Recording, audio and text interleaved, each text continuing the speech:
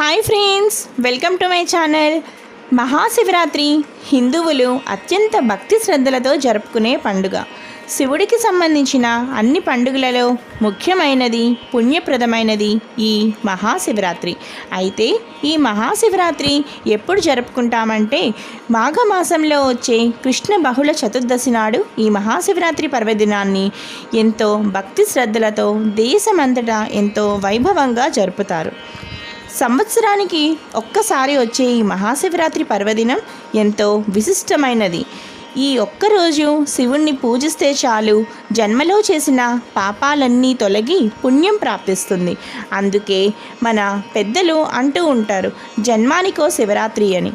అంటే మన జన్మలో ఏ ఒక్క శివరాత్రి అయినా ఆ భోళాశంకరుణ్ణి పూజిస్తే చాలు అని ఇక్కడ మనం చెప్పవచ్చు. ఈరోజు మనం మహాశివరాత్రి పూజా విధానాన్ని చాలా క్లియర్గా పూర్తి వివరాలతో ఈ వీడియోలో స్పష్టంగా తెలుసుకుందాం. శివరాత్రి రోజు శివుణ్ణి ఎలా పూజించాలో, అలాగే ఉపవాసం ఎలా చేయాలి, జాగరణ ఎలా చేయాలి అనే ఈ అంశాల గురించి మనం ఇప్పుడు ఈ వీడియోలో చాలా క్లియర్గా తెలుసుకుందాం. మహాశివరాత్రి పర్వదినాన్న 5 గంటలకే నిద్ర లేచి శుచిగా తలస్నానం చేసి పూజా మందిరమును, ఇంటిని అందమైన తోరణాలతో, పూల మాలలతో అలంకరించుకోవాలి. ఆ రోజు ఉతికిన వస్త్రాలను ధరించి శివుని పటానికి కానీ పార్వతీ పరమేశ్వరుల పటమునికైనా సరే గంధముతో కుంకుమతో బొట్టు పెట్టి పూజకు సిద్ధం చేసుకోవాలి. మారేడు దళములతో, పూలమాలలతో భోళాశంకరుణ్ణి అలంకరించి షోడశోపచార పూజలు నిర్వహించాలి. ఆ తరువాత నైవేద్యంగా అరటి పళ్ళను, ఇతర పళ్ళను, ఇంకా మీకు వీలైన అన్ని రకాల పళ్ళను భోళాశంకరుడికి నైవేద్యంగా సమర్పించాలి. ఆ తరువాత శివుడికి కొబ్బరికాయ కొట్టడం మాత్రం అస్సలు మర్చిపోకండి. ఆ తరువాత తాంబూలం సమర్పించి పూజా సమయంలో గౌరీ అష్టోత్తరం, శివ అష్టోత్తరం, అలాగే శివ పంచాక్షరి మంత్రమున శివరాత్రి రోజు పఠించడం చాలా మంచిది. అంతేకాకుండా ఈ విధంగా శివనామస్మరణ, లింగాష్టకం శివరాత్రి రోజు పఠించడం వల్ల, పరమశివుణ్ణి ధ్యానించడం వల్ల అష్ట ఐశ్వర్యాలు, మోక్ష మార్గాలు సిద్ధిస్తాయి. అదేవిధంగా ఉపవాసం ఉండేవారు ఉపవాసం ఎలా చేయాలి అంటే ఉదయం పూజ అయిన తరువాత నుండి పూర్తి ఉపవాసం చేస్తూ ఏదో ఒక సమయంలో కాస్త పాలు, పళ్ళను మీరు తీసుకుని ఉపవాసం చేయవచ్చు.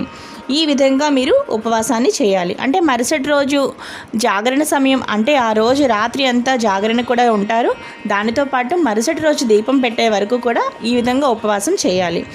అంతేకాకుండా ఆ రోజు జాగరణ చేసేవాళ్ళు ఎలా చేయాలి అంటే శివరాత్రి రోజు ఆ రోజు రాత్రి నుండి మొదలుకొని మరుసటి రోజు తెల్లవారుజాము 6 వరకు జాగరణ సమయం అన్నమాట. చక్కగా జాగరణ చేసేవాళ్ళు తప్పనిసరిగా శివరాత్రి రోజు జాగరణ చేయడం ఎంతో పుణ్యప్రదం. ఈ విధంగా శివరాత్రి రోజు ఉపవాసం, జాగరణ, శివనామస్మరణ చేస్తూ జాగరణ చేయడం అనేది ముఖ్యమైన విషయం.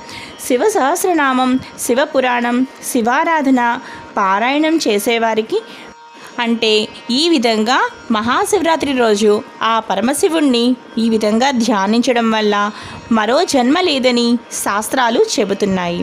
అలాగే శివరాత్రి రోజు రాత్రి అంతా శివ పరమాత్మ స్తోత్రములతో పూజ చేసిన వారికి కైలాసవాసం ప్రాప్తిస్తుందని పురాణ కాలం నుండి పండితులు చెప్తున్న మాటే. ఈ వీడియోకి సంబంధించి ఇంకా మీకు ఏమైనా డౌట్స్ ఉంటే తప్పకుండా ఈ వీడియో కింద కామెంట్ చేయండి. ఈ వీడియో కనుక మీకు బాగా నచ్చినట్లయితే తప్పకుండా లావణ్యాస్ లైఫ్ స్టైల్ ఛానల్ని సబ్స్క్రైబ్ చేసుకోండి. అలాగే ఈ వీడియోని అందరికీ షేర్ చేయండి. అలాగే ఈ వీడియో లైక్ చేయండి, షేర్ చేయండి. అలాగే సబ్స్క్రైబ్ చేయడం మాత్రం అస్సలు మర్చిపోకండి. చూస్తూనే ఉండండి లావణ్యాస్ లైఫ్ స్టైల్. మరో మంచి వీడియోతో మీ ముందు ఉంటాను. Thanks for watching.